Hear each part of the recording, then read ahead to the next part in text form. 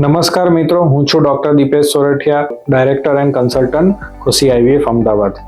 ઘણી વખત આપણું આઈવીએફ નિષ્ફળ થતું હોય છે અને આપણે હચમચી જતા હોઈએ છીએ. તો આઈવીએફ જો નિષ્ફળ જાય તો એના ઘણા બધા કારણો હોય છે.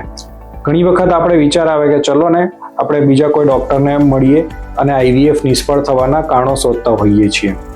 તો તમારે બીજો અભિપ્રાય ક્યારે લેવો જોઈએ?